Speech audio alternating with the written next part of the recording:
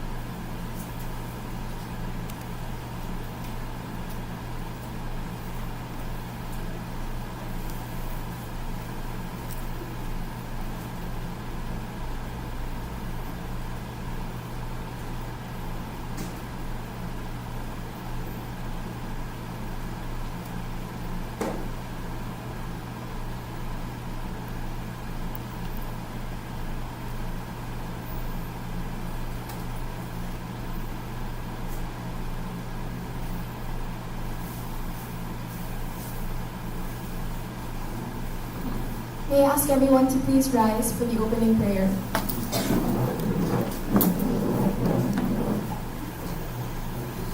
Excellent. For the Catholics, please do your sign of faith. In the name of the Father, and of the Son, and of the Holy Spirit. Almighty Father, we thank you for allowing us the chance to gather today. We are grateful that, given this opportunity, we are able to engage in insightful discourse and meaningful conversation. As our session is about to commence, we pray that you bestow upon us your gifts of wisdom and understanding, and that you enable us to present with confidence and listen with open minds. We ask that you guide us eternally, Lord, and that you keep us humble and grounded throughout the session. Always we ask in Jesus' name, amen. In the name of the Father, and of the Son, and of the Holy Spirit, amen. You may now all be seated. Thank you. Thank you for that wonderful prayer, JJ. Isang magandang hapon sa inyong lahat. And welcome to Larga Research Proposal Presentation 2024. I am your host, Anika Inigo, but you may call me Anika.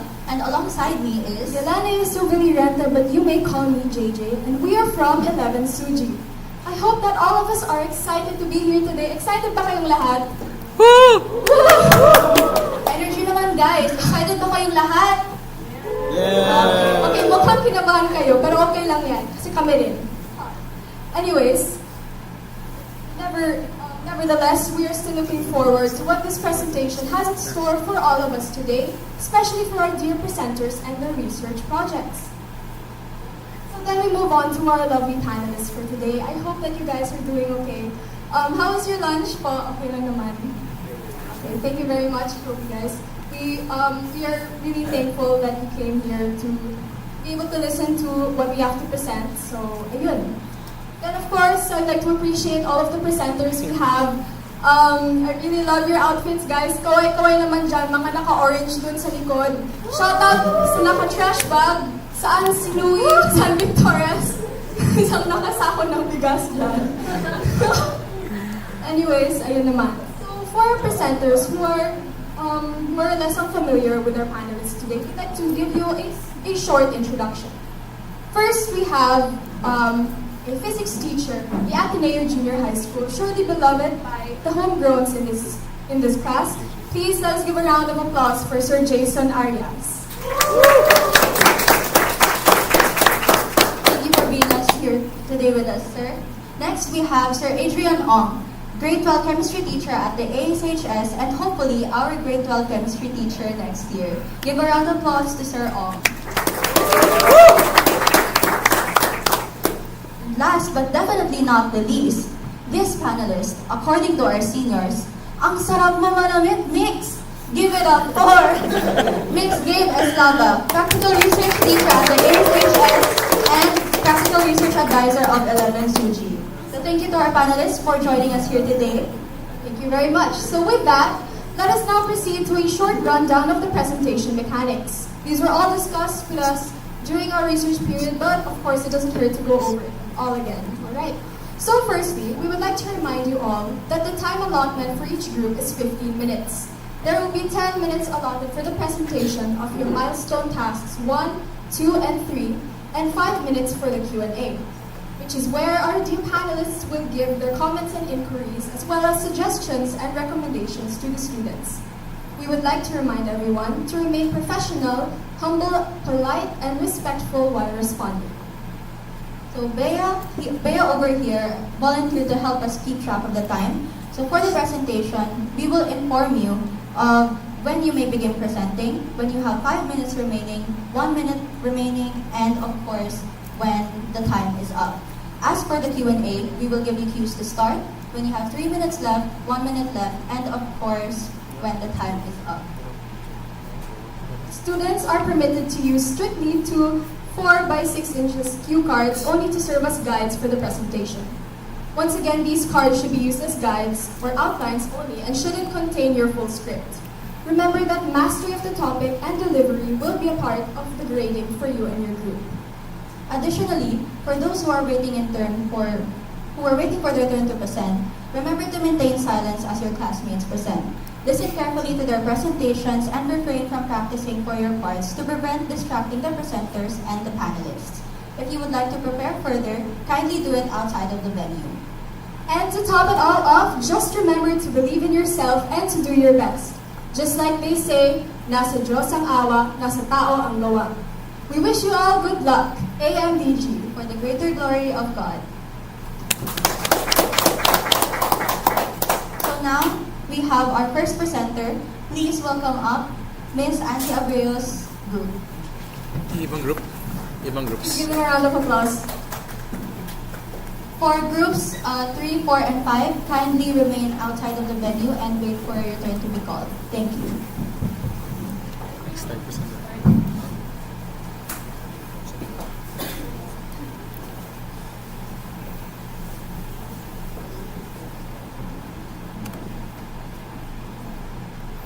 Okay. Good afternoon, panelists. Today we are going to present our research topic entitled Quantification and Distribution of Volatile Organic Compounds or VOCs in Seagrass Beds in Manila Bay. I am Angie Abreu, and along with me are my co-researchers, Chloe Garientes, Ethan Segovia, and Dave Velasquez. We are going to shed light on the topic of the concentrations and the levels of VOC pollution in seagrass beds in Manila Bay.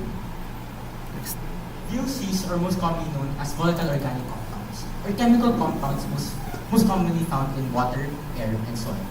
These chemical compounds evaporate easily in the atmosphere, and though they may be negligible in smaller quantities, they are but harmful to us humans, especially plant and marine life. VOCs come from both natural and anthropogenic sources. Biogenic VOCs, or DVOCs, are produced by phytoplankton and macroalgae, while industrial processes, shipping activities, and many more contribute anthropogenically. The Philippine social reality emphasizes the urgency of addressing VOC pollution, as Manila Bay specifically focuses on known VOC levels due to the lack of water. And because of this, the consequences include water deterioration and contamination, threat to food security and marine life ecosystems, as well as the livelihood challenges to communities. Next slide, please. Despite various research on Manila Bay, studies targeting VOCs remain scarce, as most efforts on Manila Bay typically focus on pH levels, salinity, and nutrient levels. Our research focusing on VOCs could fill a critical gap regarding this problem, and could also provide potential insights and information to both policymakers and environmental scientists. Next slide, please. Our research questions aim to address these gaps by the following questions. What are the predominant types of VOCs present in the seagrass beds of Manila Bay? And 2, what are the primary sources contributing to VOC levels in the Manila Bay area? These questions provide a basis for further understanding of VOC pollution and could also provide environmental management strategies. Manila Bay's pollution stems from multiple sources, including untreated sewage, industrial discharges, agricultural runoff, and reclamation projects. Key pollutants include benzene, toluene, ethylbenzene, and xylene, commonly known as VTEX, and these VOCs are highly toxic and can accumulate in the marine food chain, posing risks to marine life and humans. Anthropogenic VOCs hotspots include industrial zones that discharge untreated waste, urban runoff that carries contaminants into the bay, shipping operations, especially during cargo loading and unloading. Next slide, please. The impact of pollution on Manila Bay's marine life are devastating. Number one, fish populations have declined significantly, leading to economic losses for local fishermen. Habitat destruction, such as the loss of mangroves, reduces biodiversity and ecosystem services. Harmful algal blooms fueled by nutrient pollution lead to mass fish die-offs and disrupt the food chain. For communities, this means not only environmental degradation, but also food safety and health risks. Seagrass beds play a vital role in maintaining marine ecosystems. They act as nursery grounds for fish and shellfish, store carbon, and filter sediments to improve water quality. However, these ecosystems are under threat from sediment runoff, nutrient pollution, and VOCs. To study VOCs in Manila Bay seagrass beds, we proposed using gas chromatography mass spectrometry, which is highly sensitive for detecting and quantifying VOCs. Now, for our conceptual framework, it illustrates the relationships between the variables we aim to investigate in our study. The first one we begin with the independent variable and in Manila Bay, which represents the sources of VOCs in Manila Bay. First off, the first one is the industrial discharges, which are the untreated wastewater that come from factories, and the urban runoff, which come from pollutants that carry pollutants from commercial and residential areas. And the natural sources are emissions that come from phytoplankton and macroalgae. Now, these sources directly contribute to the presence of VOCs in the marine environment. Now, with examining the mitigating variables, the characteristics of VOCs, and there are two types of them. The types of VOCs, which describe the BTX compounds like the benzene and toluene, and the concentration of VOCs, which measure the level of VOC detected in specific areas of Manila Bay. These characteristics help us understand the behavior and persistence of VOCs in the environment. Now, the distribution of VOCs is another critical component of our framework, as it focuses on the geographic distribution of VOC concentrations, which may vary on the proximity to pollution areas in like industrial zones or urban centers in the country. Finally, our dependent variable is the impact of VOCs on the marine ecosystem, which include the health and survival of seagrass beds, the biodiversity loss in marine life, and the overall ecosystem degradation, which affects both aquatic organisms and human communities relying on Manila Bay's resources. Through this conceptual framework, we aim to trace the journey of VOCs from their sources through their characteristics and their distribution to their impact on the marine ecosystem. By analyzing these connections, our study seeks to provide actionable insights for mitigating VOC pollutions in Manila. Now, next week. Let's now move on to our research design, where we detail the structure and methodology of our study. Our research employs a quantitative and observational research design, which is ideal for systematically analyzing the sources and characteristics and distributions of VOCs in the seagrass beds of Manila Bay. Additionally, it allows us to assess the impacts of VOCs in the marine environment with precision and objectivity. For methodology, we adopt a combination of field sampling and laboratory analysis to gather and evaluate data. The primary analytical technique we use is gas chromatography mass spectrometry, and to ensure our results are reliable, we designed a strategic sampling process, which is to collect samples from predetermined seagrass bed locations, which are carefully selected based on their potential exposure to VOCs. To maintain the integrity of our data, we've identified several control variables, which are sampling locations, water temperature, pH, and salinity, which may influence the behavior of VOCs. We will also be following standardized field protocols to minimize contamination and ensure the data consistency. Next slide, please. For each location, we will collect 500 ml water samples using pre-cleaned airtight containers to prevent contamination.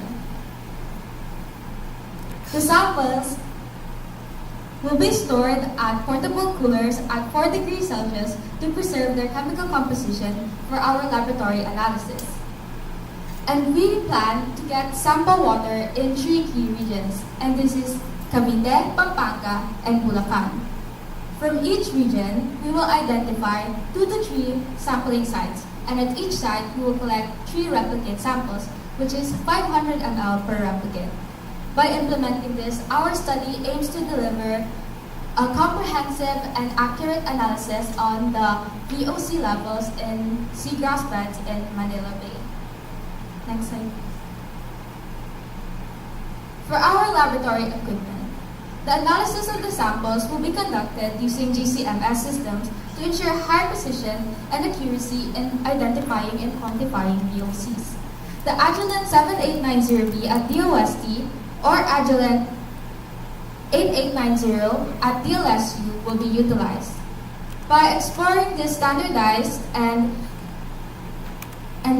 useful method, the study aims to accurately assess the characteristics and distribution of VOCs.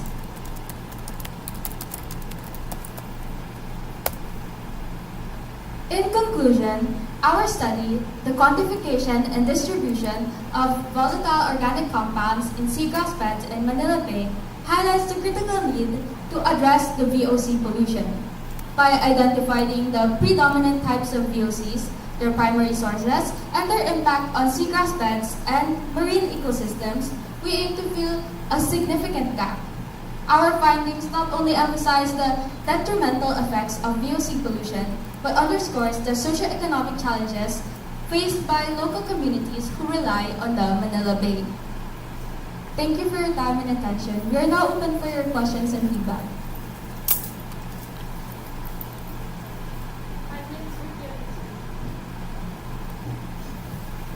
Okay, so I think this, in terms of your presentation, I think it's very clear as to what your group plans to do. I'd like to ask about the volatile organic compounds. By definition, it's volatile, so it's like red escapes into the atmosphere. And at the same time, your VOCs, they are non-polar. They tend to be non-polar in nature, so they don't really mix well in polar substances like water. So I'd like to ask, are you expecting a significant concentration of your VOCs inside the seagrass?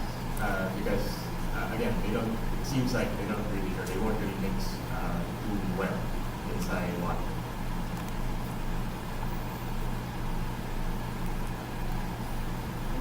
You won't really necessarily expect a high concentration since you really haven't done our methodology yet.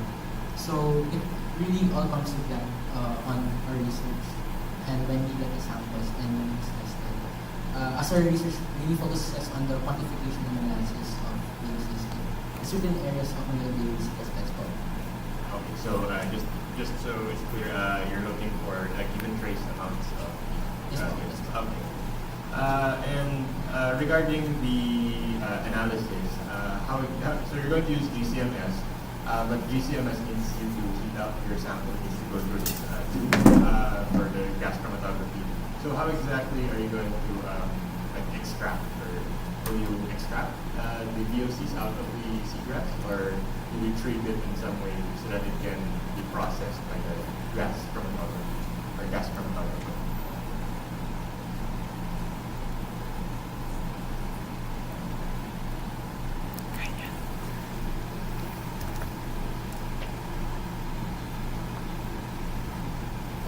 Can you repeat the question? Do you plan to process your seagrass in any way for it to be run through the gas chromatography? Or will it, or do you have any steps in mind? What we plan for is that we will collect water samples from the places we determine that there are seagrass beds, and then we pool them in 4 degrees Celsius airtight containers, and that's when we'll inject it to the gas chromatography for them to measure the VOCs inside those water samples. Well, I'd like to suggest maybe if you can find a way to treat the water first, that might like help it run through the gas chromatography machine a bit better. And so give you a relatively pure H sample. Try to avoid putting like salt water in there because the salt can clog up the gas chromatography. But other than that, no questions really. Hello. Sige, I just wanted to clarify one thing. So you are going to collect in certain locations of Manila Bay, correct? And this is in Cavite, Pampanga, Bulacan. Is there a justification for these particular places? And how did you end up selecting those ones? According to a study by the DLD forecast, these locations are seagrass beds are primarily located near the base mouth, and particularly in areas such as Malolos or Lyon, Bataan, and Corridor, and these regions are bounded by these provinces that we mentioned, and they are also really near to pollution sources such as industrial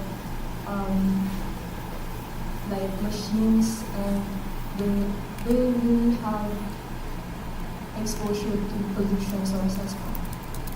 Okay, pero how do you ensure that your selection of the specific sites where you're going to collect are just ensuring a fairer collection of data? I mean, you could, based on what I'm listening from you alone, I guess you're exposed to, you're very near industrial areas, right? So doesn't that mean that there will be bias towards the dirtier places that will really showcase the higher VOCs?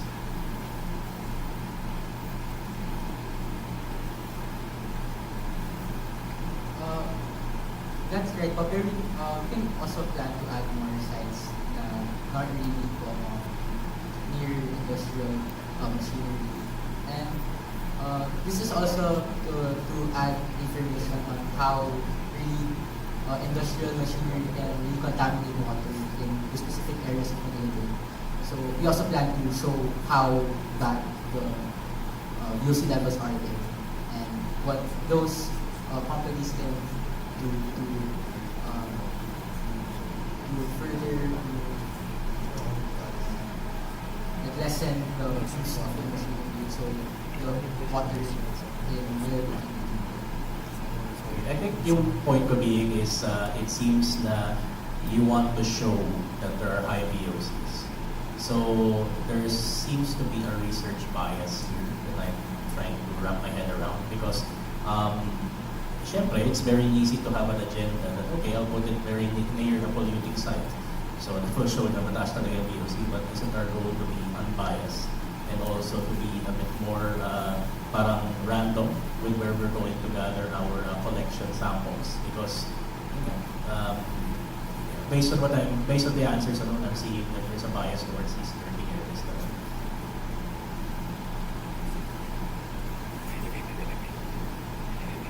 In cover input, we would use that for further research and improvement. We can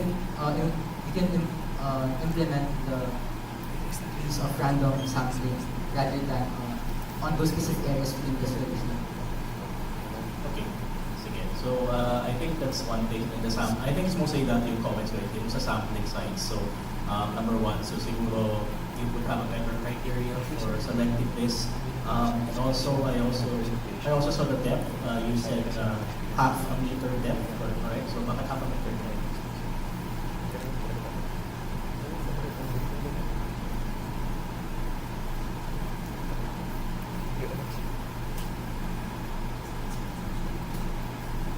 Because from our research, but that's where typically the seagrass beds are located, mostly in shallow water. So half a meter down lang sa seagrass beds. That's our estimate for usually. How? Your estimate or you have From a research. You have to be clear with that. Okay, so make sure you put the source na okay, 0.5 meters down. That's where you see the seagrass beds. Okay, so yun lang. Please be clear lang with your we call this your criteria. Okay, kasi and I mentioned ako nag-extend lang ako ng slide I think, but this is 30. Right? Did you research on the correct biohazard safety levels that you will need to comply with that will allow you to handle these kinds of things? We never really researched on that, but in our methodology, we really plan on letting a board put to those sampling sites and you put ourselves and our bodies in the water because the plan was to be like a long stick with that can get the water samples safely. Okay. So maybe that's something also that you have to back up. So I think if not the bioethics, mas na to yung biohazard level. What's the safety procedure that you will have? Because even if you're not exposing yourself to them, I'm sure you're still gonna have like PPE or those things. So it would be nice also. Thank you, Mr.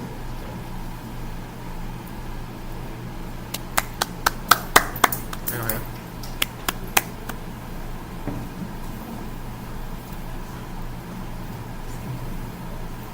Okay, thank you very much to our first presenter. Okay. Siguro paalala na lang, wag mag-swimming sa Manila Bay. Charot. Okay, so for our next presenter, let us call on Kia Bautista's group.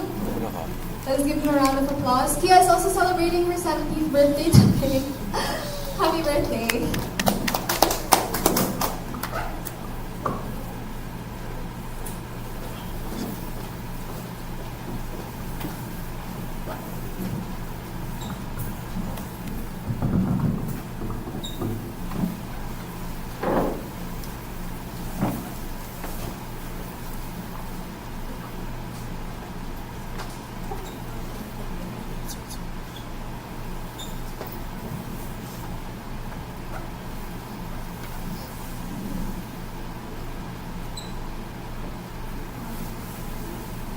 Ensure the sustainability of the future through science and security of aquaculture.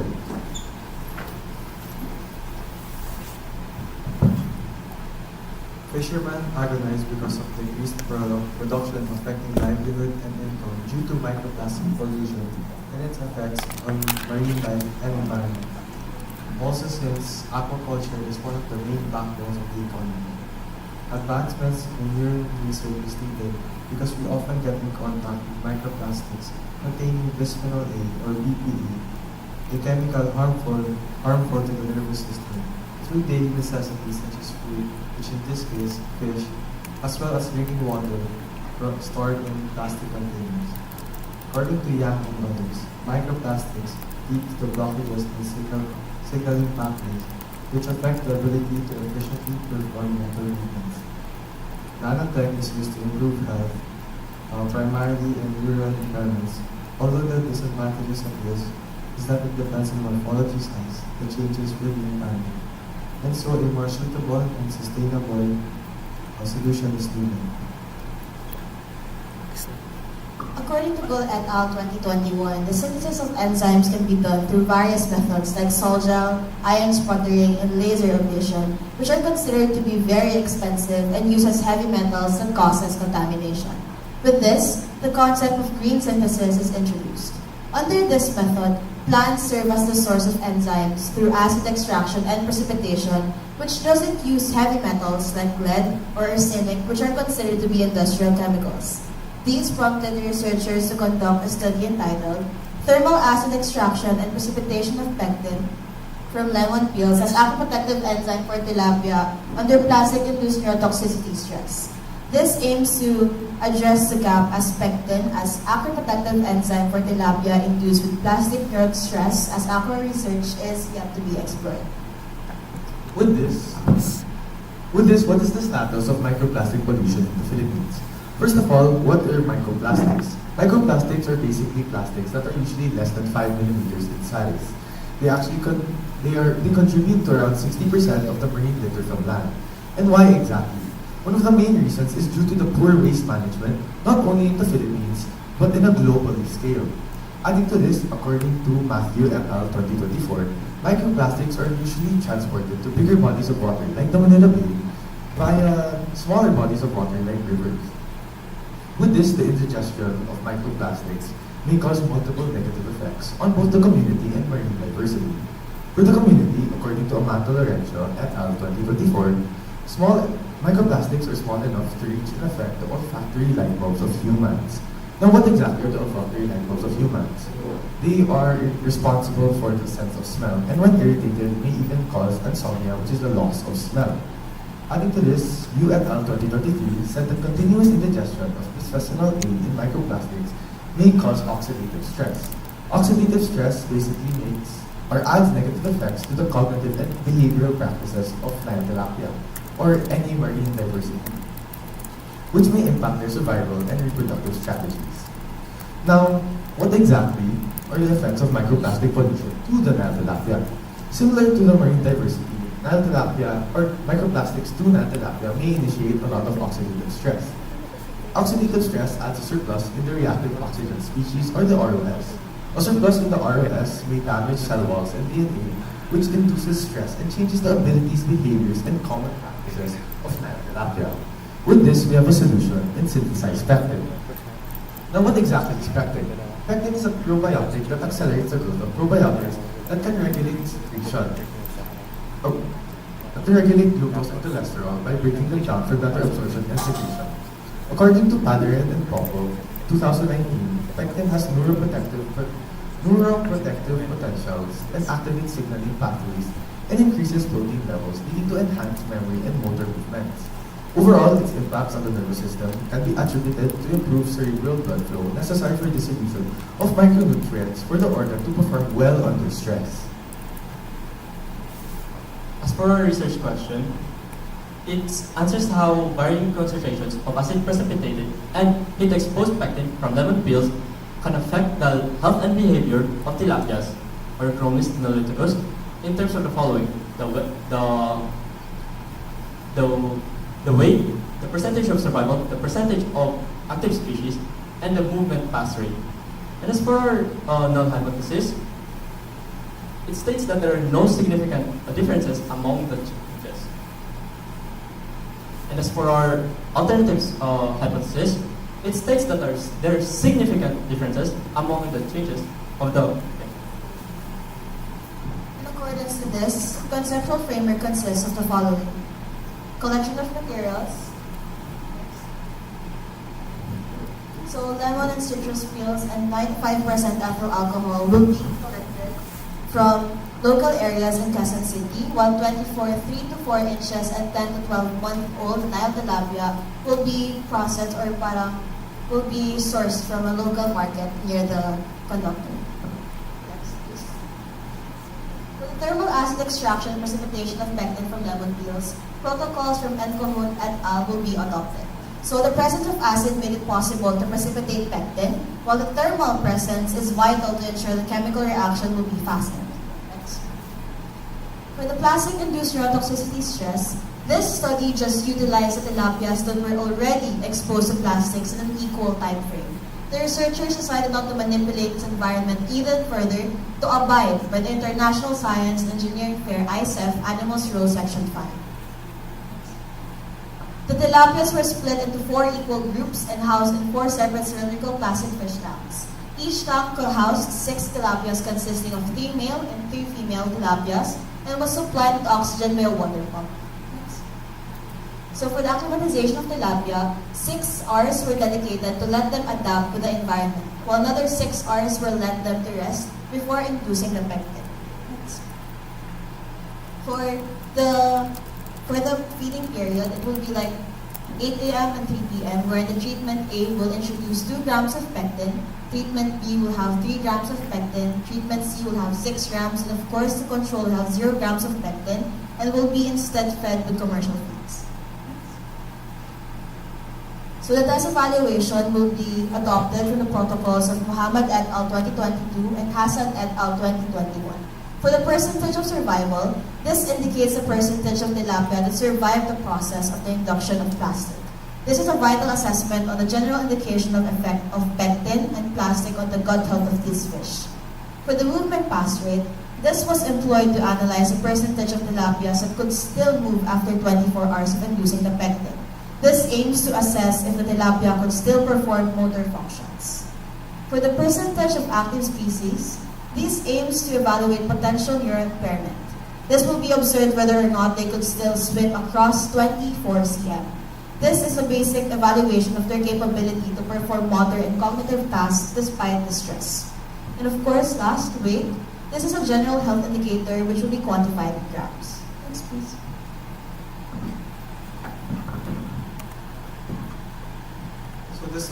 So the analysis of variance and normal is followed by post hoc 2T HST and alpha 0.05 through the Stats statistical software. This was employed to analyze the difference among the varying concentrations of pectin in terms of the effect on the rate, percentage survival, percentage of active species, and movement mass rate. With this in mind, and that the researchers did not manipulate the environment, our research is applicable for ethics exemption under Category 4, research involving the collection or study of existing data, documents, records, pathological specimens, and diagnostic specimens.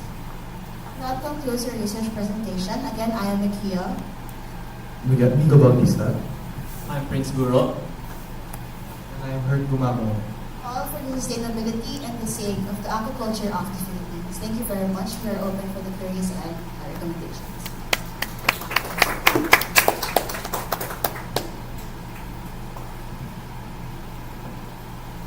Hello. So first of all, very good presentation. I appreciate I think they're within the time, okay, very within the timelines and with time management.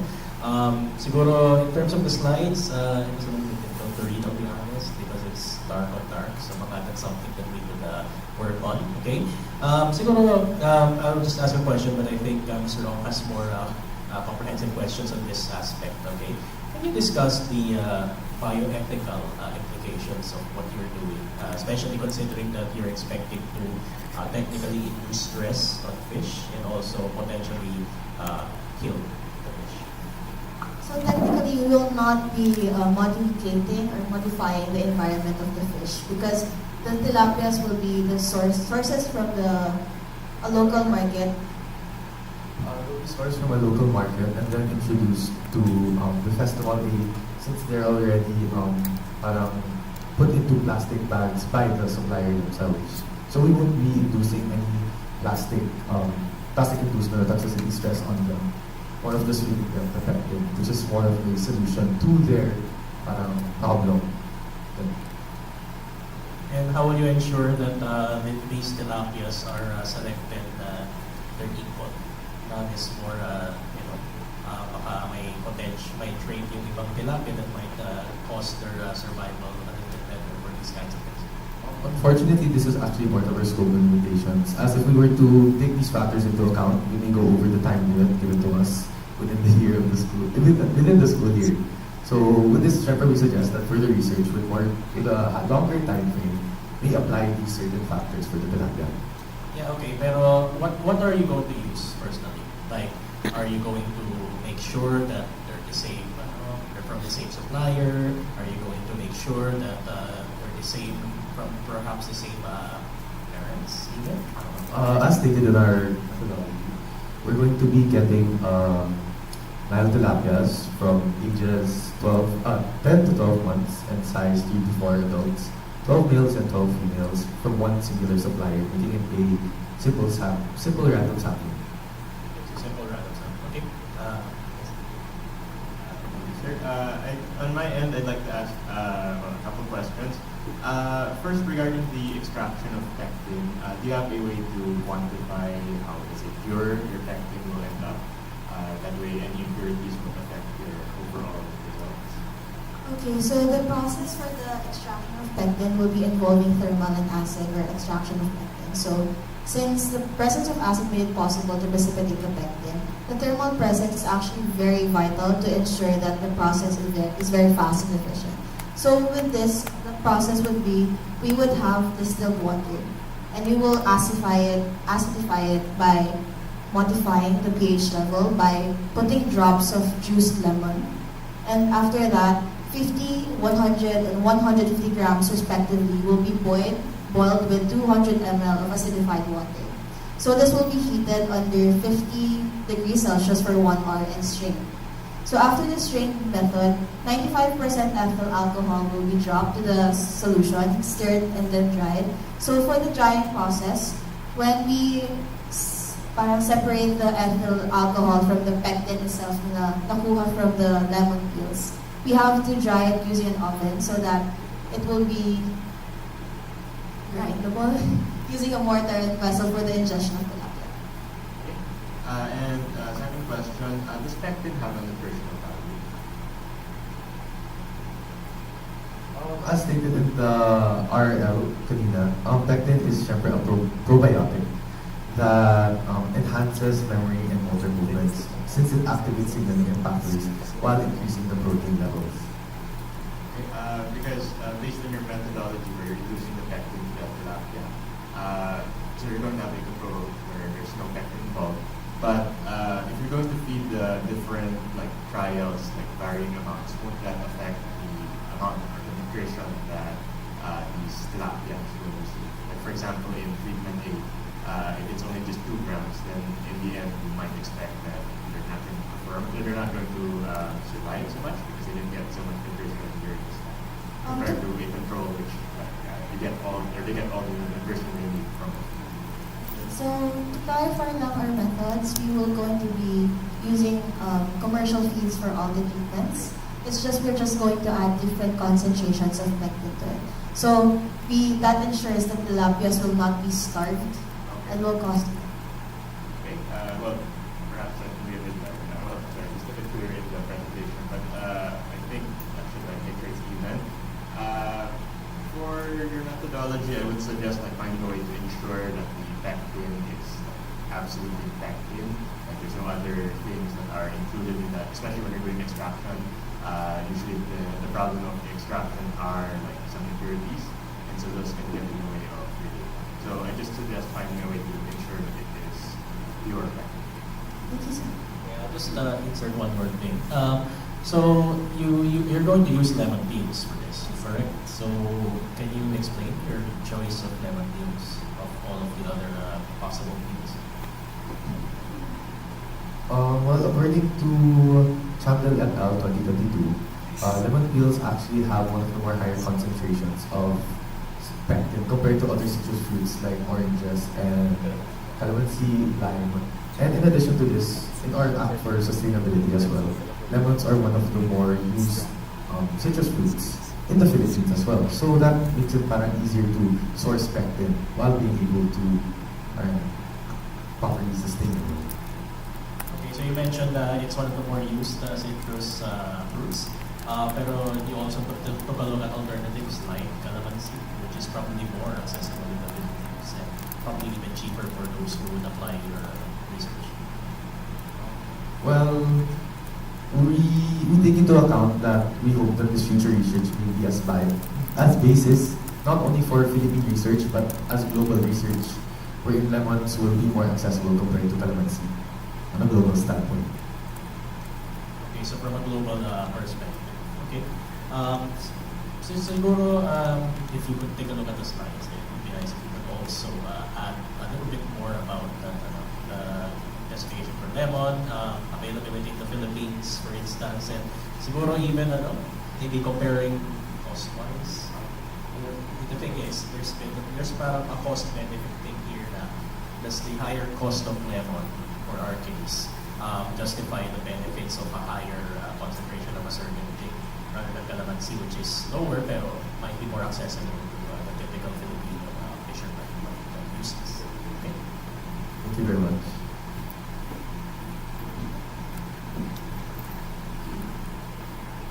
Okay, thank you very much to our group. Thank you to our tilapia researchers, Anika. What do you think?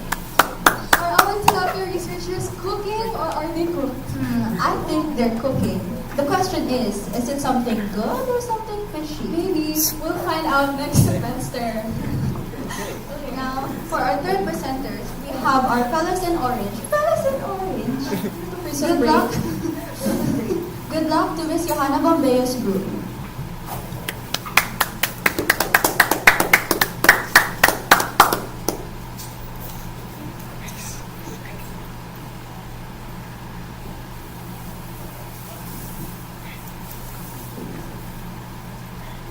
Good morning, panelists. Good morning, fellow 11 Tsuji. We are Group 1. I'm Julian Vizcarra. This is Christian Ochave, Johan Martin, and our principal investigator, Johanna Bombera. And today we are proposing our research, Ready, Rescue Discipline, Prototype Detection Robot for Landslides.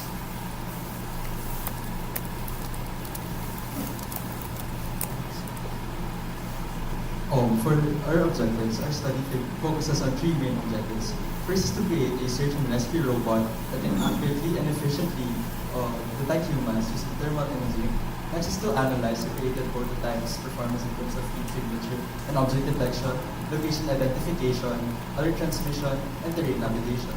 Lastly, our study aims to further contribute in improving urban search and rescue efforts for landslides here in the Philippines. For our Philippine social reality, the Philippines has experienced frequent natural disasters, and according to the World Risk Report of 2024, our country has ranked first out of 132 countries that are prone to disasters such as typhoons, earthquakes, and especially landslides.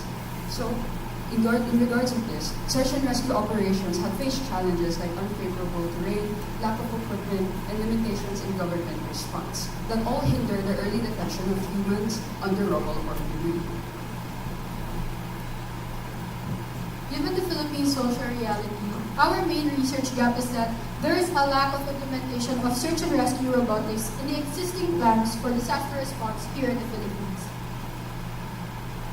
So for our research question, how effective is a detection robot in terms of heat signature and object detection, location identification, alert transmission, and terrain navigation for finding human bodies under debris in the aftermath of landslides? For our hypothesis, we declare that a detection robot is effective in terms of heat signature and object detection, location identification, alert transmission, and terrain navigation for finding human bodies under debris in the aftermath of landslides. Moving on to our review of related literature, we have organized previous studies thematically into three themes for thorough examination to determine the gaps. For our first theme, disaster response in the Philippines, here we focus on the traditional efforts the country has done to strengthen disaster preparedness. And previous studies have mentioned prioritization maps, vulnerability assessment frameworks, early warning systems, national disaster risk reduction management plans, and disaster management handbooks. However, despite these efforts, there are still challenges in implementation and in funding. And through our review, previous research we have found in previous research that there is a lack of implementation and research on SAR robots in the Philippines' existing plans of disaster response. Our study aims to focus on land robots, also known as UTVs, or unmanned ground vehicles, as they are essential in search and rescue operations, especially during post-landslide situations. UTVs are stable, durable, and they can navigate through rough terrain well. Now, for the structure of our search and rescue robots, there are key design priorities we need to take into account for an effective rescue operation. The robot must be equipped with a low center of gravity, robust chassis for stability, articulated arms for object manipulation, and ultrasonic sensors for obstacle detection. Lastly, the robot must also be able to navigate complex environments in order to improve response times. For our third theme, thermal imaging is a non-destructive and non-contact detection method that can be used with or without light. The demand for human detection systems has risen in the past 5 years, and thermal imaging is actually used for these systems. Although better algorithms are always being made through research, there are still a lack of studies for ground vehicles utilizing thermal imaging, specifically for landslides here in the Philippines. For our next point, there are actually two thermal cameras that were common in previous studies. One of which is the AMG 8833, which is an 8x8 thermal camera that can measure from 0 degrees to 80 degrees Celsius. While it worked for close-range applications, Owies and de Castro et al. Said that the performance was subpar, slow, and susceptible to environmental noise. That said, Owies recommended the use of the MLX 90640, which has 24 by 32 pixels for better image resolution. It has been used before for human detection systems, such as those for thermal imagers and high body temperature trackers for COVID-19. Both of them showed very promising results. Moving on, we have a conceptual framework. It first starts with the ultrasonic sensor, which is basically in charge of the obstacle avoidance. If an obstacle is detected, it would go to the MLX, which is the one that reads the heat signatures. And if it is a human, the GPS module would take note of the coordinates, and the OV767E camera module would take a live photograph, and both would be sent through the Arduino GSM shield, which notifies the responders. The robot would then come to a full stop to ensure that the responders would be able to find it if ever they save the human, but they also have the ability to manually reset it so that it will work again. Moving on. For our methodology or research design, we are going to employ a mixed methods approach as we are dealing with both quantitative and qualitative data. And however, we are mostly going to employ prototyping as we are developing a prototype detection robot. For the data collection, this will be done through tests that assess the detection capabilities and robustness of our prototype. And these tests will be done in February, in the morning, afternoon, and night to assess the effectiveness of our prototype in terms of detection during these times of day. So for our prototype materials, we make use of the Arduino Uno R3, which is a microcontroller based on the AT-MEGA328B, which is basically a low-cost chip. It is programmable in the Arduino IDE using C or C++, and it's good for the mechanical operations or the overall movement of the robot.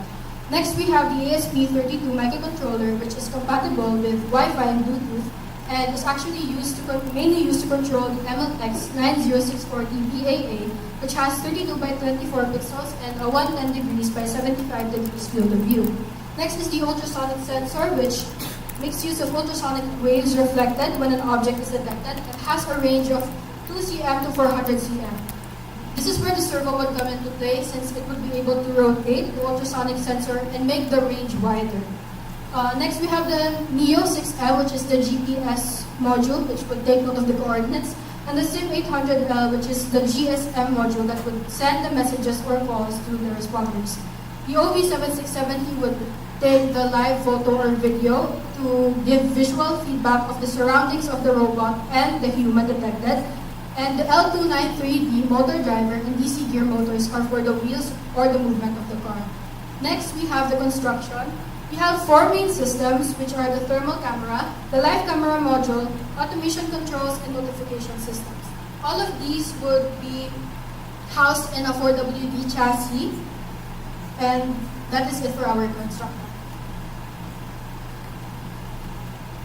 After the construction of the prototype, it underwent a series of tests to evaluate its ability to locate human bodies trapped under debris. First was the testing of the ultrasonic sensor, where it was assessed in 3 simulated environments to evaluate its ability to navigate without colliding. The results were recorded through a yes or no checklist.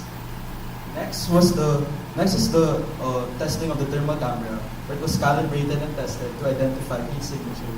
Detection speed was tested 10, 15, and 20 feet away from human, and the time was recorded in seconds, and 3 trials were conducted respectively for each distance. Thirdly, the data collection capability was evaluated, where the Arduino GSM and Arduino GPS were used to record the location and to ensure the successful transmission of the GPS coordinate and image to the phone of the researchers. And each functionality was recorded through a yes or no checklist once again, and to confirm accuracy and efficiency, the tests were run through varying conditions. In this case, the time of the day where the tests were run through in the morning from 8 to 9 a.m., in the afternoon from 3 to 4 p.m., in the evening from 7 to 8 p.m. For our analysis, for the quantitative data, we are using a one-way ANOVA analysis to determine statistically significant differences in the performance of our prototype. For the speed of human detection, the sum of squares, degrees of freedom, and mean squares in between and within groups, F statistic, p-value, and F critical were all calculated automatically using Microsoft Excel to ensure accuracy and reliability of our results. For qualitative data, we use content analysis to evaluate the patterns and common observations, and we observe this from three main patterns: the reliability, efficiency, and adaptability. We also use thematic analysis to evaluate the strengths and weaknesses of the prototype, and we observe this from four themes: the navigation accuracy, detection precision, data transmission ability, and the adaptability in different environments. Moving on to the ethics. For ethical considerations, the study prioritized ethical standards by focusing on ready prototypes, sustainability through its cost-effective and waste-free design, as well as conducting tests in control settings to minimize environmental impact. Parental consent and informed consent were obtained from the participants, which were the researchers themselves, ensuring ethical participation and accountability throughout the study. Thank you. That is it for our presentation. Thank you very much for listening.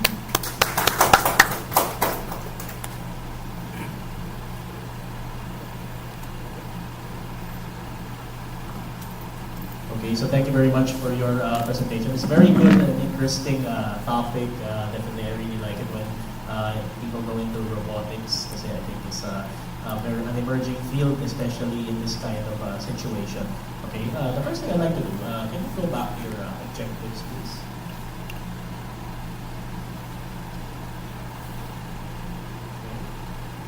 If I'm taking a look at your objectives, okay, it says here, create a search and rescue robot that can accurately and efficiently, okay, analyze in terms of prototype performance. So what exactly does accurate and efficient mean? And what performance are you looking for? Okay, first, so accuracy, it's accuracy in terms of detecting humans and making sure that it is actually a human that is detected. Because we know that thermal cameras can have errors sometimes, and that is where the OV7670 comes into play, where the responders will be able to verify if it is actually a human detected. And then for efficiency, it is efficiency in notifying the responders when a human is actually detected. Okay, so you're going to use thermal imaging. So it would detect humans, but don't animals also produce heat?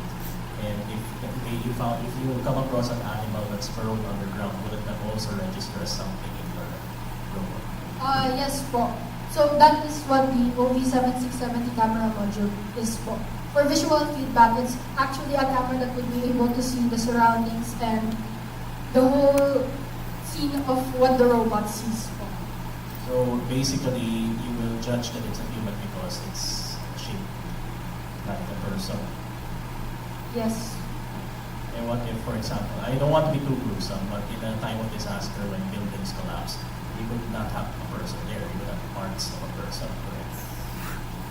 Yes. So would it also be able to detect something like that? It actually could. And it actually could, and the camera module would be able to really help the responders identify if the human is still together, if you know what I mean. Okay. Sige, I don't want to be too gruesome about it na. But siguro, it would be nice in your objectives if you could indicate what exactly you mean by accurate and efficient. Accurate, kasi I've already handled a robotics-related study in the past. Their objectives were like, okay, make sure that the robot is able to detect this with a margin of error of 0 point something. Make very specific value that you're looking for. So when you reach that conclusion, you could say that you completed that. Okay, so you could put that. Okay, and sige, one last thing. One suggestion. So actually, it's not just accuracy that typically is looked for in robotics. Also repeatability. So hindi lang accuracy. So what I mean by that is, can the robot keep doing it but still get accurate results? Okay. So do you have some things that measure this repeatability of the action? So Actually, once the robot is able to detect a human, it would come to a full stop. So that in case the responders would actually save them, they would be able to find the robot there.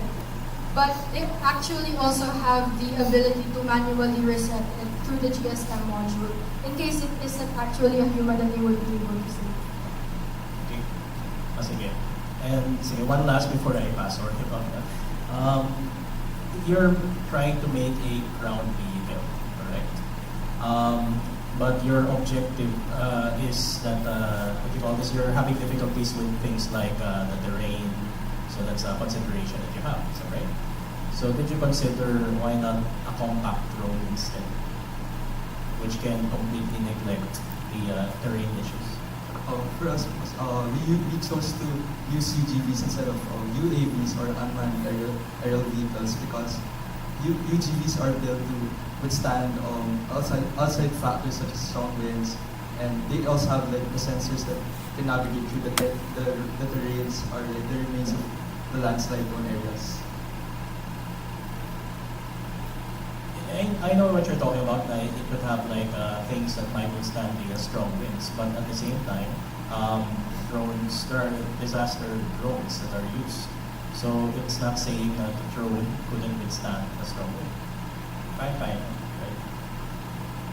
For this as well, we decided to create a prototype of a UGV instead, as we are also considering the costs of the prototype or for our study, and also the capabilities of our current capabilities, which is usually in line with the land robot. If you think about the cost, if it's a ground vehicle, you just need gears, and you still need gears, you need wheels, you need all of that. Drone, it's just a propeller. Wouldn't that be less technical? Tapos mas magaan pa.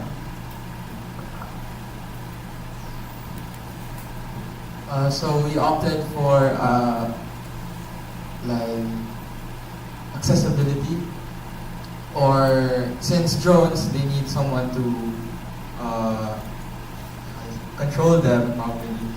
We opted for UGV since generally professional would be able, or if not a professional, someone with at least a skill set can drive or navigate through the degree with precisely and efficiently.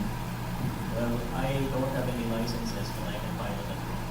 So I don't think it's that difficult.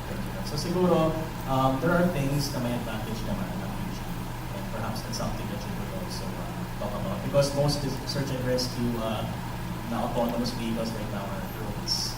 So I think that's something. Okay. I'll take that into consideration. On my end, not so many questions, but I just want to comment on the overall cohesiveness of your entire presentation, and I'd like to commend that. But my question is, how do you plan to test, like, how it can detect? So will you be burying somebody in the ground, or will you be covering them up with the tree? Regarding that, supposedly yes, we haven't mentioned it in our presentation, but we will be doing these tests in one of our researchers' homes. Johanna's house is quite big, so we're going to be simulating 3 different environments with different kinds of obstacles, and there will be a possibility. That's why we have the informed consent of the researchers, as we are going to be using ourselves as the human victims in this case for the detection or for our prototype. Okay, that's okay.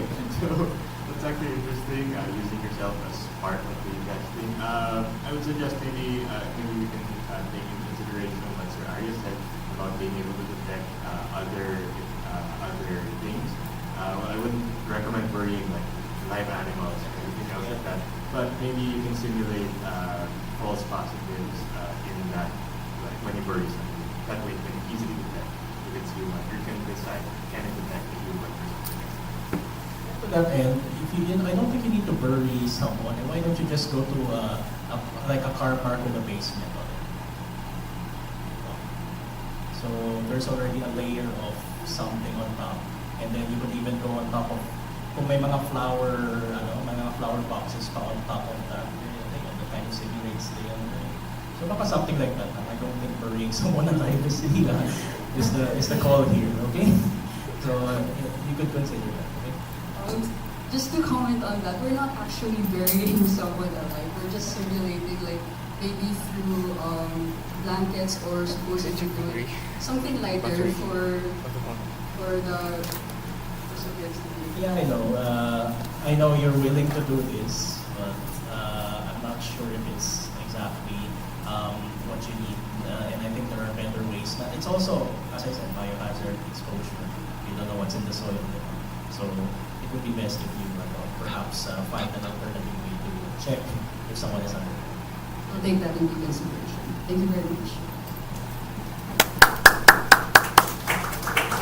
Thank you to our panelists and thank you to our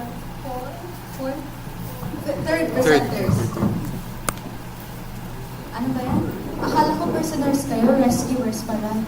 Sino kayo mag-rescue sa akin? Uy, wag ganyan, ani ka. Presentation to ah. Anyways, hopefully we won't get the next group mismatch. So I'll leave that to you, JJ. Okay, so let us call on our next group comprised of... Break. 5-minute break. Sorry, before we proceed to our fourth presenters, we will have a 5-minute break. See you soon.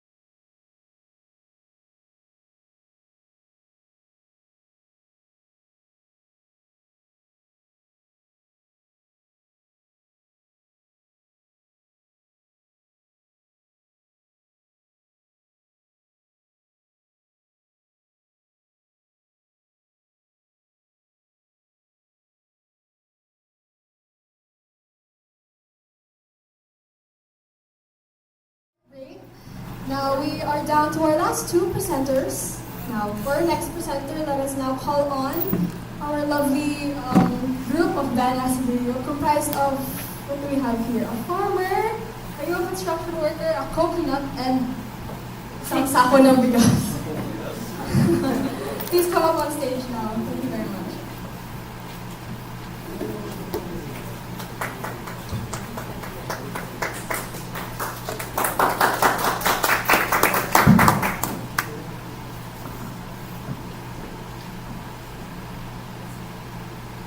So, good afternoon, everyone. Good afternoon, panelists.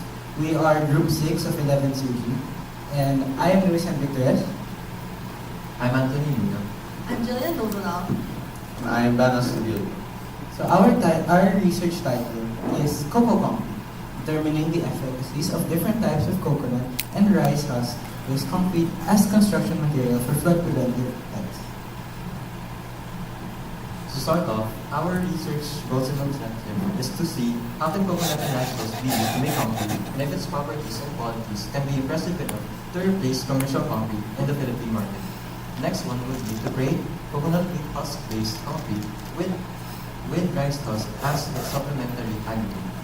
We are also going to compare the physical and mechanical properties of concrete made with coconut and rice husk with traditional concrete used in flood prevention in the Philippines. The study would also want to reduce the usage of rock materials in making aggregates as they are non-renewable and to have a proper creative way in recycling coconut and rice husks. So, for the Philippine social reality that our research tackles, it is a well-known fact that the Philippines ranks 4 out of 180 countries in the Climate Risk Index, which means that our country is very prone to natural disasters, and one of these being floods. So for our research, we have decided on a post-positivist methodology and on experimenting and proving epistemology. So for the gap, this research aims to gap research on coconut and rice husk-based concrete, showing promising results and meeting minimum strength requirements. Previous studies states that including 10% of coconut shells reduce some of its concrete properties by a low percentage of 2% alone, as it focuses more on its water sorptivity, showing off their pros and cons. For our research questions, how do the physical and mechanical properties of concrete made with cement, made with coconut, and rice husk compare to the traditional concrete and flood prevention in the Philippines? Now let us move on to the review of related literature, starting off with flood control in the Philippines. Floods are a frequent occurrence in the Philippines, which have worsened throughout the years due to urbanization. A study conducted by Isiwatari and Sasaki stated that the Philippines has insufficient investment towards flood prevention, which could result to disasters in the future. Another study conducted by them said that flood control and dike systems in the Philippines, such as places like Cagayan de Oro, faces challenges like natural waste retention. Now, for rice husk ash and concrete, a study conducted by Andale, De Facet, and Yeholao stated that partial replacement of rice husk ash and concrete resulted in a higher compressive strength in concrete versus concrete without rice husk ash. And adding to that, bulk replacement decreased compressive strength in concrete because of the higher water to binder ratio. For coconut fiber waste and rice husk ash in concrete in terms of compressive strength, tensile strength, and water resorption, a study conducted by Morato found that coconut fiber waste improves durability, compressive strength. The durability test shows that coconut fiber waste reduces mass loss and improves performance in aggressive environments. For accessibility and supply of coconuts and rice husks in the Philippines produces about 14.7 tons of coconuts in a year and 2.2 million tons of waste, 2.2 million tons of coconut waste. And this is stated by the Philippine Coconut Authority. The PCA or RRD stated that for the Philippine production of Rice production. 19.926 million tons of rice are produced annually. However, these are offset by imports. For factors affecting the production of rice husks, according to Agrier, rice husk production is affected by weather, location, humidity, temperature, and rainfall levels, as well as soil quality. So for our hypothesis is coconut and rice husk concrete exhibits overall better performance than concrete with no reinforcement. So now we move on to the conceptual framework. This has three sections. The first section is the composition of concrete and the treatment, which will test for the physical and mechanical properties of the cocoa concrete. The second section is the flood simulation, which will test the hydrophobicity and the water absorption of our prototypes. Lastly, we will determine the time variables, which will begin in June, and all three of these will help us measure our dependent variable, which is the viability of bioconcrete as possible alternatives to commercial concrete. So as for the methodology, we have decided on an experimental quantitative research design, which will begin in January 2025, as I have stated previously. The experiment will have three phases, and the first phase is the gathering of materials. So as for our experiment, we will have four key components. The first component is a cement that will be provided by a company that we have contacted already. The second component is coconut husks, which we will source from local vendors in Bayan Marikina or other provincial areas like the Manila Bay. The third component is rice husks, which we will source from farmers in Bulacan who have attested using organic fertilizers, which will lessen our limitations. And lastly, we will ask for equipment from educational institutes such as an incinerator to ensure state-of-the-art and standard quality.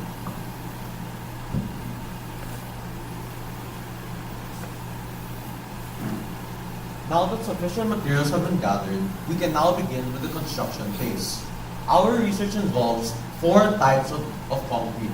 One regular cement mixture, one modified with coconut ash, one modified with rice husk, and one modified with both. After the four mixtures were formed, we molded the cement into a 4x4 by 8-inch brick in order to measure and test the physical properties of these samples. This will help us determine the aptitude of the samples as construction materials for dikes and flood preventative infrastructure. Overall, there will be 12 samples and 3 samples per type of concrete. Next. Now on to observation and testing. In order to do this, we will have 3 types of tests which will be applied for all samples. They will measure sorptivity or ability to absorb water, compressive strength, tensile strength, and therefore overall durability. The first test aims to measure sorptivity and makes use of a relatively simple process in which we weigh the samples before and after soaking it in water. The 4x4 by 8-inch cube will be placed lengthwise in a plastic container, acting as a divider. Water will then be poured on one side until it reaches the top of the 8-inch cube.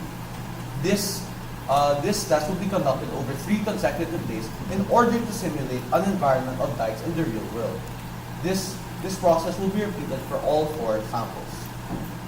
The second test aims to measure the compressive strength of the samples through the use of a hydraulic press, preferably the one in the JHS laboratory. As I have personal experience with this machine, thanks to one of our panelists, we will turn the crank until the brick's material integrity fails. The force required to do this will be measured in pounds per square inch or PSI.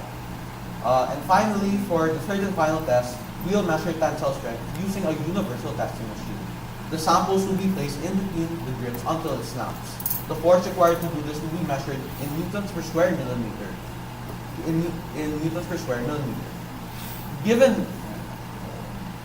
Given that our data is relatively clear-cut, we will employ comparative analysis and simple methods such as calculating measures of central tendency and dispersion. Next. And finally, and last but not least, ethical clearance. We will simply fill out the 12.5 ADMOREC form given that our research involves no live participants. Thank you all, and we're now open for questions.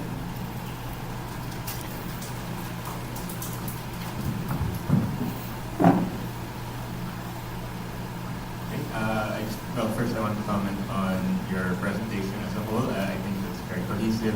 the text was readable, and well, I think for methodology, made it a bit clearer or a bit larger in terms of the text size. But I think all other sections were very much visible, and it was easy to read that. I'd like to ask about the rice husks. Will you be burning it, or will you be using it as is? We will be converting it into ash as stated in our L25 previous preliminary research. Okay. Do you think that the coconut ash and the rice husk ash will have any difference in terms of particle size or anything else inside those ashes? So based on preliminary research that we have done, ash is actually it's more feasible, and it also has been tested and showing that it produces better results in terms of durability and the other things that I mentioned in our methodology. Just to add to that, I don't think there will be a significant difference in the size of the ash itself, since we'll be implementing the same process. And actually, we are more curious whether to which it will have any chemical reactions within the mixture itself, and yeah, essentially that. Okay, well, perhaps one thing I'd suggest your group would look at the particle size of the ash.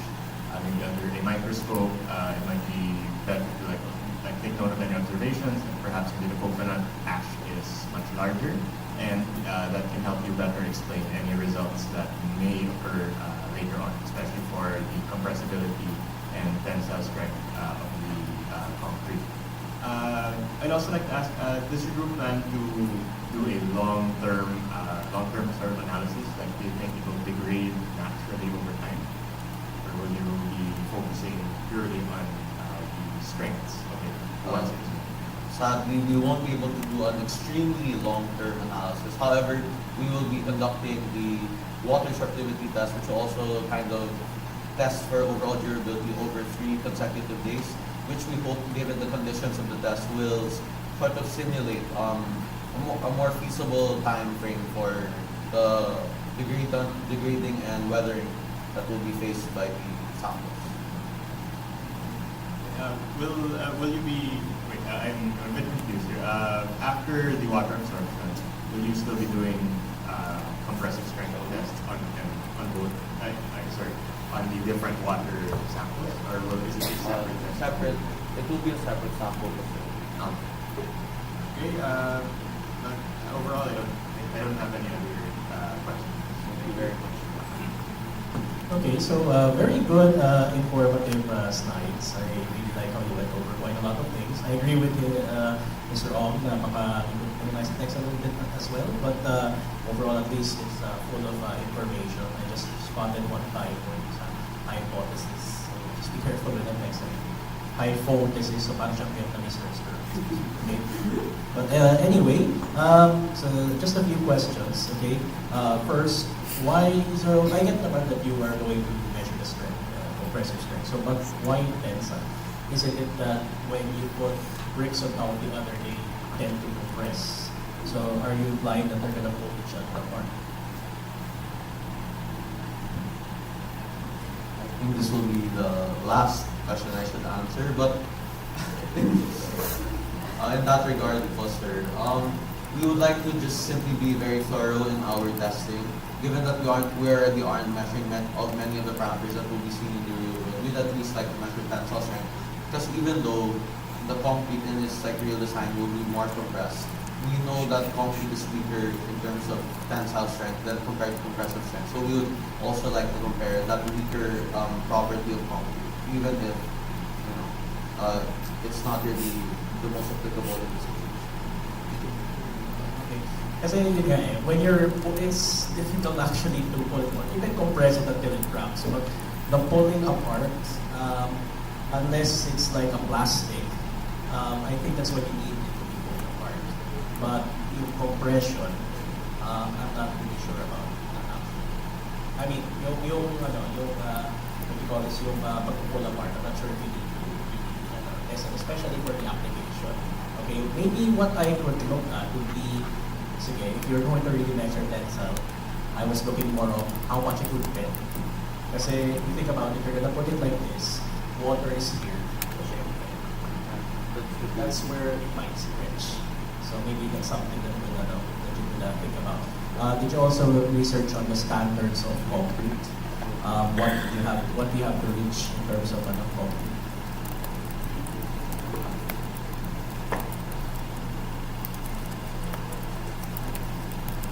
So according to the research that we have done on measurements regarding concrete, we need to reach 3,000 to 5,000 per PSI. So keep that in mind, and maybe that's something you can even put in the objectives to reach a strength of that PSI, because that's a target design goal. And lastly, siguro more of a suggestion na lang, water is good, but maybe also because it will be exposed to water that will be polluted, possibly also corrosion. And there's a test called the Kester-Nish test that you can probably apply in this case. So that's really about how much it can survive yung mga things that pollute the water, which could then make it corrode and degrade faster. Okay, but regardless, very good presentation. Thank you for the comments, panelists. Thank you. We will be sure to employ these in our research. Thank you very much. Thank you very much to this very creative group. I'm sure all of us would like to commend how well they really gave effort into dressing up as their research. We really appreciate that, really. And now, to conclude all of our presenters for today, prepare to be blinded by the final presenter. Blinded by our last presenters. Give it up for Hans Paigones and his group.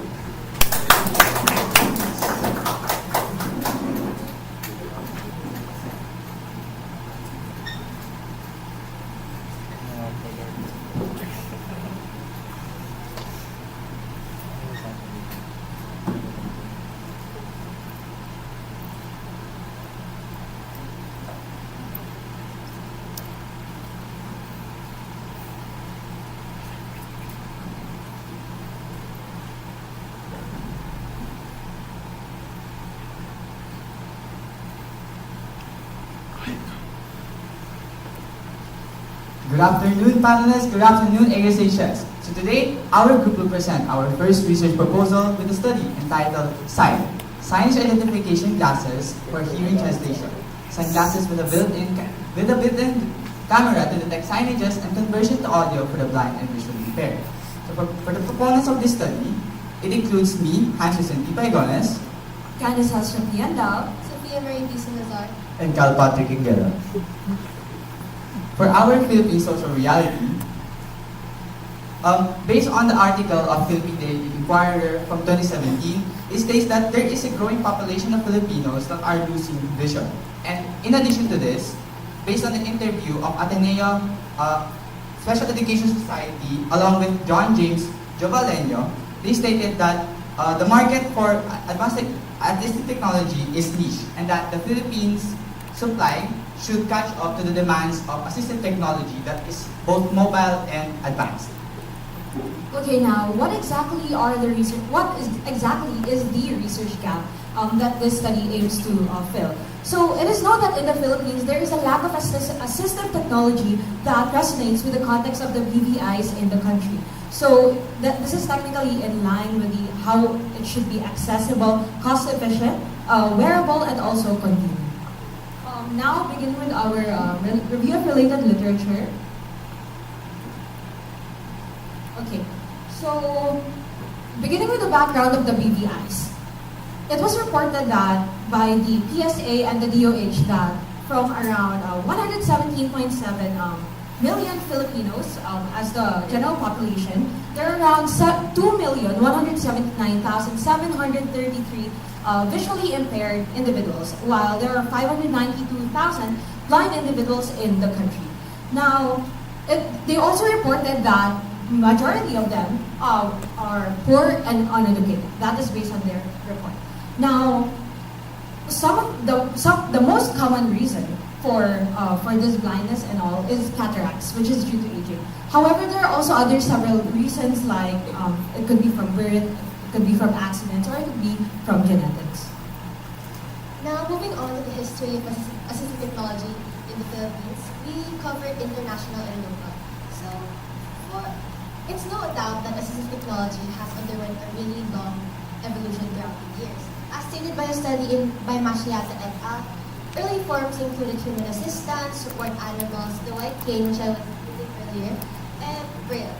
But now, given the evolution, we have now more modern forms of AD, which includes advanced technologies, mechanisms, and features. We now have smart gloves, canes, glasses, talking touch maps, and these really provide more advancements in the field of assistive technology. However, according to studies by Akolo et al. And Mukulidov and Cho, there are still shortcomings in terms of the assistive technology currently. AT now still lacks in terms of comparative analysis, reliability, cost-effectiveness, and also accessibility, which is why in these studies they stated how smart glasses are the most comfortable and useful amongst them all. Now for the future, based on Mukulidov and Jinsu Chu, the smart glasses uses cameras and sensors to detect obstacles and read text, helping the users navigate safely. Now, the glasses that gives an audio feedback, telling the users what is around them, like reading signs and warning them about obstacles. Now, the main challenge here is that the glasses are considered expensive and not accessible to many. But if you could make it affordable, it would help the visually impaired individuals' lives and also give them more confidence and independence.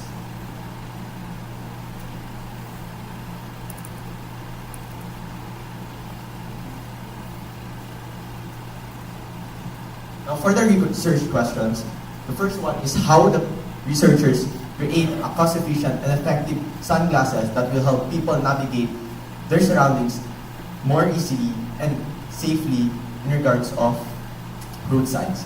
Second is what immediate and long-term impact does the use of cost-effective assistive technology have on blind visual impaired individuals' navigation?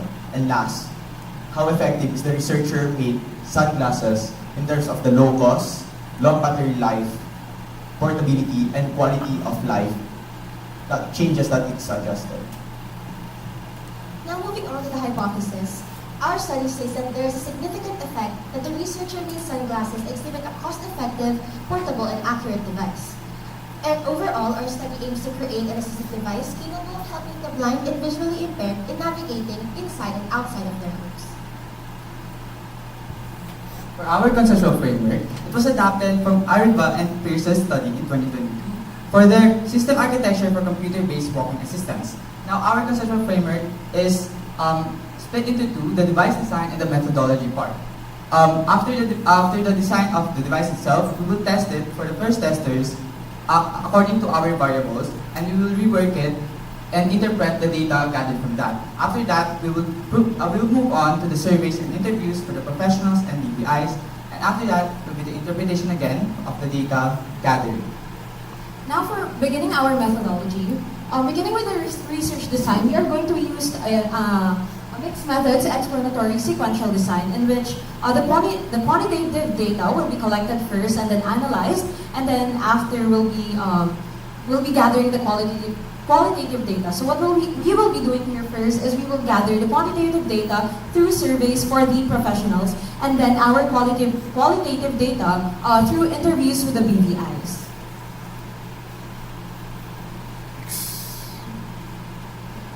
Now for the respondents and participants of this study, the participants were chosen using an inclusion criteria, which the participants are composed of, number one, clinically diagnosed and blind visually impaired students from the Philippine National School for the Blind.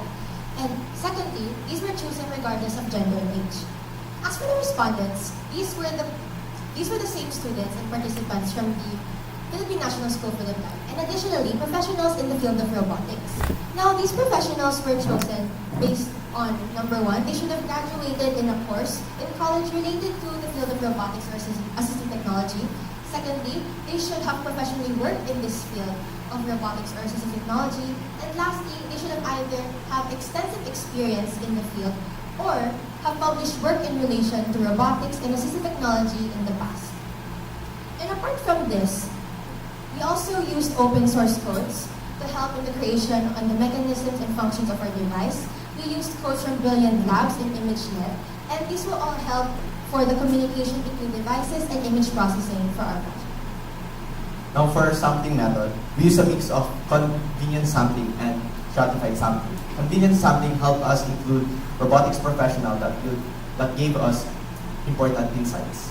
Then we used multi-stage sampling, starting from convenient sampling again, and then followed by stratified sampling to get a wider range of participants. This allowed us to include students from different age groups and different gender groups, and also allowed us to gain expert opinions and diverse responses from the 20 students that is from Philippine National School for the Blind and 5 robotic professionals. For the instruments of the study, we made use of both questionnaires or surveys and also interviews with the blind and visually impaired. For the surveys, they will be physically printed and administered in the location most viable for the researchers and the professionals. These surveys aim for the professionals to evaluate our device based on cost-effectiveness, accuracy, and also user satisfaction. The overall structure of the survey was adapted from a pre-existing one made by Masbernat and Almenara, but overall was modified to fit our study in terms of the Likert scale and criteria that was used in the survey. Now moving on to the interview. The interview will be with the blind and visually impaired students from the Philippine National School for the Blind. It will still adapt the same structure by the surveys, but will also be modified to fit the study. It will last for a maximum of 15 minutes and will evaluate the criteria of user satisfaction and the sub-criteria of comfortability, portability, and safety. The BBI will be able to evaluate the device using a Likert scale verbally, but most importantly, be able to share their opinions regarding the device as well. For the internal construction of our device, we created a block diagram and as well as a 3D model. So for the block diagram, it was adapted from Brilliant Labs Frame in 2024. Here we have 3 parts, mainly the battery component, the processor, and the input-output devices. So for the battery component, it comprises of the DMIC, which manages and distributes the power all throughout the device, the protectors, and the 10 volts boost.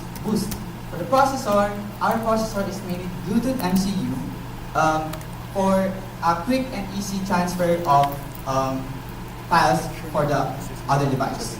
And the input will be the camera and the output will be the speakers. Here is the 3D model of our device, wherein the Bluetooth MCU and the camera will be inside the frame at the nose bridge. And the speaker will be at the back part of the frame at the temple region of the frame. And then our procedure will be split into 4 phases. Mainly for the first phase will be the creation of the device itself. For the second phase will be testing the variables that the study seeks to measure. And for the third phase will be the distribution of the surveys and interviews. And lastly, for the fourth phase will be compilation and interpretation of all the data gathered. For the data analysis, the methods we use measured how well the device is and how the users feel about it. For the technical side, the confusion matrix metric is used to test the accuracy of the glasses in detecting objects. And using Excel help us calculate the results easily. Now, for ICER, it is used to measure the cost effectiveness of the device by comparing the cost of the product with other similar products out there. Then, for the user experience, we ask the professionals how comfortable the device is, which is very important for everyday use. Thematic analysis help us in finding the pattern in their feedback and use that for any improvements on our product. Overall, this method help us have a clearer picture on the device's performance and also the user satisfaction. Now for the ethics clearance, for the BVIs, we will be notifying the school heads of the Philippine National School for the Blind, and it will be having a parent consent. And for the professionals, an informed consent. But beforehand, they will be having an orientation and they have a permission to leave during testing. So that concludes our presentation. We are now open for questions and suggestions. Thank you.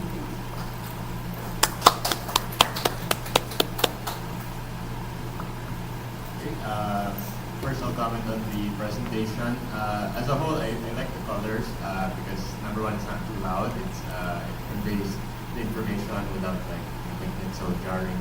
Although I think when you're presenting in the future, I would suggest maybe making some text bigger. For example, in your methodology, maybe you can focus on one slide for the participants, one slide for the respondents. That way it's a bit clearer, at least from a projector point of view, the information that you're presenting. But I'd like to ask, so you're going to survey, people wear your glasses, but how will you test if the glasses work? So from what I understand, you can point it and see a sign and it will say, or it will read out what's on the sign. Okay. But how will it, is it selective in the sense that, for example, if, let's say, I walk through a bookstore, will it start reading all the titles of the books, or can I activate it at a certain point? For the detection of the objects, we will only feed the machine certain signages that we want for it to be detected. Then basically that is the only things that will be detected by the glasses itself. The only images that we will feed onto the machine.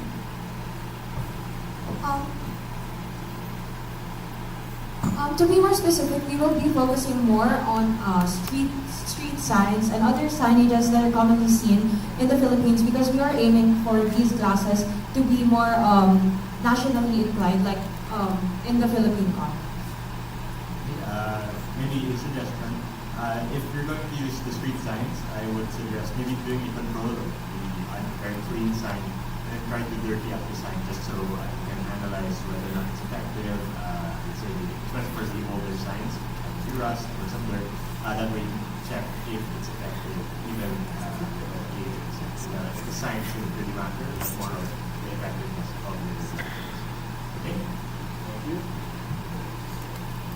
Thank you. This is a very interesting project. I really like the concept behind it. That it's a detection device. Okay, I just have two design-related questions. So I guess the first one is you use the camera, correct? And the way it works, the camera will see a sign, it will recognize that, and then it will then feed the information for that. Okay, is this a more efficient way of detecting a sign that, for example, have you been in a toll booth or an expressway before? Okay. So for example, they use RFID. RFID is very quick. The car can literally be driving at how many kilometers per hour, and it will detect that, oh, this is a car with this information. Why can we envision something like that wherein does it really have to be a camera, or maybe there's a better or a quicker or more efficient detection device out there? For that, we will look more into the RFID that you stated. But mainly our device, the camera will take pictures, and those pictures will be transferred via the Bluetooth MC to another device that will then process that image. Then the image that is processed will then be transferred back as an audio, then it will be outputted into the speaker itself for the PBIs to know what they are seeing, even if they can clearly see those signs. So, but thank you for the suggestion. We will look more into the RFID. Okay, so yes, so camera is good. Okay, I guess it's more open, but at the same time, there are other efficient detectors. So, that's one of them. Even QR codes. Like if there's a QR code out there, it can detect it quickly. You can actually register information. Okay.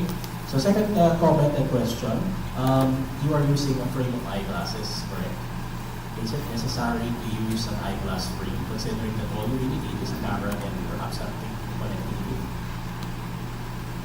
Well, for the eyeglass frame, we wanted the device to be more comfortable for the users. So, for the visually impaired, they are most likely to have eyeglasses themselves that have prescribed lenses. So, we wanted to implement those lenses onto our device so that they can clearly see and they can clearly hear what they are looking at for the signs itself. To add, since these are not only for the blind, and it's also for the visually impaired, like some who have, like say for example, really high grades, it's because our lenses are not only limited to non-prescripted lenses, since they can be replaced with prescripted ones. So if ever there are certain BBIs who are just they have high grades but still want to use the device, technically the graded lenses are still there but together with the device. Okay, so I asked that because, so what you're suggesting is, for example, pair of glasses, you put a camera in the front. Wouldn't it be more cost effective if they can just use whatever they have and then they just put earphones on the side? So parang they don't have to replace the frame altogether. It's just an extra piece of assistive technology that they're wearing rather than a complete replacement of their frame.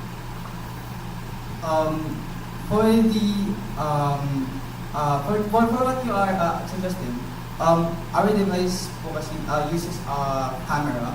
So like the camera will see, because for the blind and visually impaired, like mahihirapan, they will be difficult, they will be challenged by their vision. So we wanted to implement a camera so that they can, so that the camera can translate into text, then the text will be translated into audio. Because for people with senses that are being lost or like minimized senses, their other senses are more heightened. So we wanted to focus on that. We wanted to focus on the sense of hearing of the BBIs. So that's why we wanted to implement the camera and the speaker itself. Furthermore, the reason why we will be using different frames is because the wires connecting the cameras to the like earpiece thing is like it's within the frame, so like it's already built in there. Yeah, but for example, I could put a camera on the end. I could put this in right here. The same thing, and I don't need to replace my eyeglasses. Diba?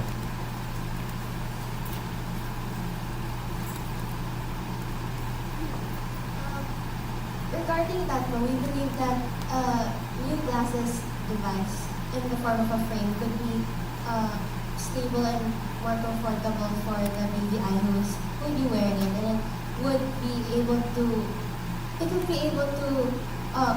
give them the reassurance that it wouldn't easily fall off and it would be structured properly. But you also have head earphones that wrap around, the ones that you use for jogging. There are also ways to do that.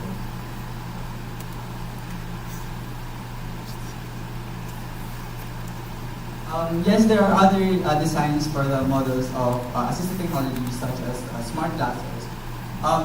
But we wanted to focus on smart glasses because it is mainly modern technology. But your suggestions and your recommendations, we will further look into those. Just to add to that, I think it's mostly because earpieces, they're not very much safe because like if they are wearing it throughout, they could be not hearing the other noises around them. However, our glasses, the audio is just like at the back. It's at the back. Yeah, but at the same time, you could design an earpiece that does the same thing. Yung point ko lang naman is why do you have to go through separate glasses na may separate frame pa, so you will make people spend extra for the frame when with my glasses, I just attach an earpiece. Tapos, does the same thing.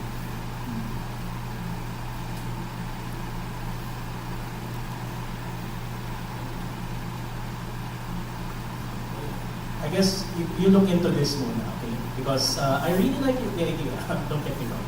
I really like the idea of assistive technology, na camera, and reading the signs is very good. But yung question ko lang is, do you really need a frame? Kasi you could really, I could just wear an earpiece with my eyeglasses and it will achieve the same purpose, I think. Okay? And if you really want to pa you can even explore a headlamp. Okay, medyo extreme na yun, pero at the same time, if your goal lang naman is to attach a camera and a bunch of wires to speaker that produces a sunny view, then maybe we can look into those other options. Okay, so sige, I think that's Thank you for those comments and suggestions, Tom.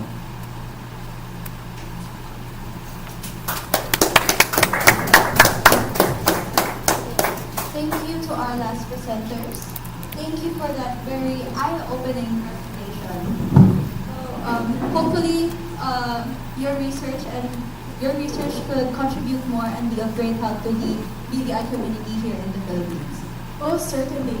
Okay, so that was the last of the presenters for today. That's a wrap. And that is all for our research proposal presentation for the first batch of 11 Tsuji. We would like to congratulate our presenters. Makakasama na talaga kayo ng research defended for this sem. Congrats, everyone. And of course, we'd like to also thank our panelists for listening to our research proposals and for giving very insightful comments and suggestions. Really appreciate the knowledge and wisdom that you're imparting upon us. So, ayun, we'd also like to wish good luck to the next batch of researchers and hope that you were able to learn from this presentation. So to officially end our session, may we ask everyone to stand for the closing prayer.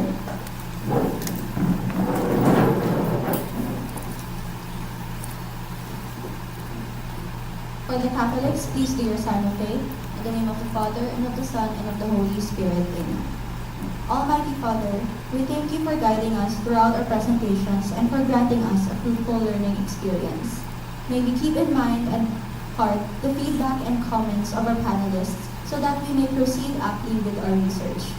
As we end this session, we ask for your blessing as we return to our homes or tend to our other errands.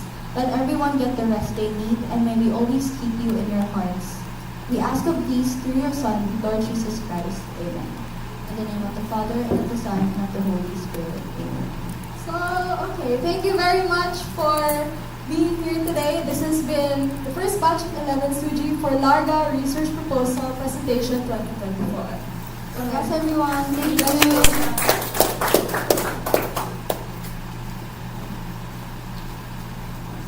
Thank you, Anika and JJ. And thank you so much to all our working committees today. Palakpakan naman natin ang ating mga working committee. So you may be seated.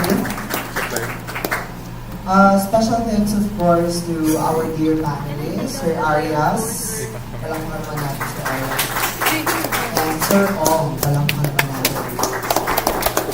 Thank you so much for hopefully ma-apply po nila lahat ng kanilang lahat ng comments nila sa kanilang revisions at sa kanilang final concept.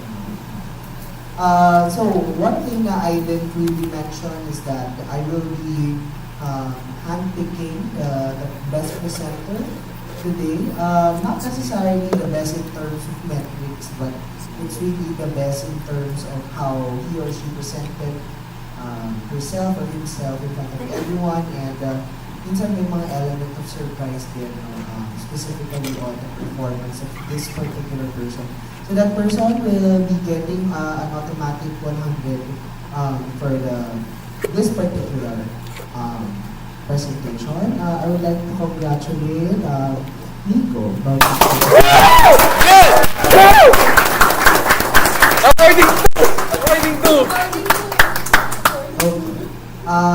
Maybe ask the panelists for final words of advice. Katulad po ng kanina sa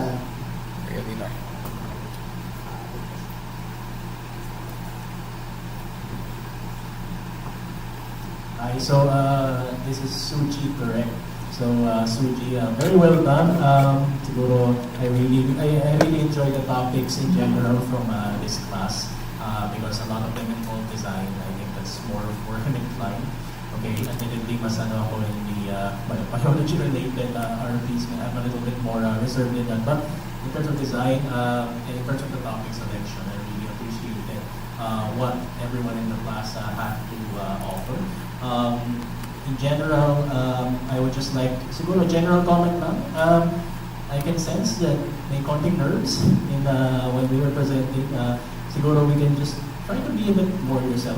I think when you're trying to present and also, if you're a bit more yourself, then I think there were some really good examples in this class of people who were comfortable enough to go beyond what they put in the slides or maybe the index card. And I hope that that's something that we can see when we're trying to present as well. Okay, but overall, I appreciated the ambition and also what you're trying to accomplish in these topics. And siguro, I also said this to the other class, but the research, this is half time pa lang tayo, diba? In terms of the research, we still have quite a bit to go in the rest of the year. So one thing I would hope that your group will do would be to stick together. Okay, I know na dami yung pinagdadaanan as group mates. Some positively, some there might be sometimes na medyo may tension, and but remember that they're your group mates for this year, and I hope that you stick together because this is one big undertaking that we're preparing for the bigger things in life. So dito, it's a high school research project that will be pretty soon. They're going to be making papers that will really perhaps define a lot of things in the future, whether that be in your degrees or maybe even some of you might be destined to go doctorate. So just think about that. You're laying the foundations today for those kinds of things. And, very well done. On my end, I want to comment on the overall cohesiveness, not just within the groups, but we don't have a chemistry component because they were equally as interesting. I want, in general, I would say that the class, the acting class, is prepared and can present. I appreciate the formalities. They're being very formal when presenting. But as Sir Arya said, it's also very good to be yourself because that helps you be more comfortable and allow you to present your research in your own way. It's your own research paper, so you don't have to treat it like it's a thesis that we all skip and so formal. You can be yourself and let the words flow as you present. But as a whole, congratulations, Tsuji, and I hope you can continue this for the final research next week.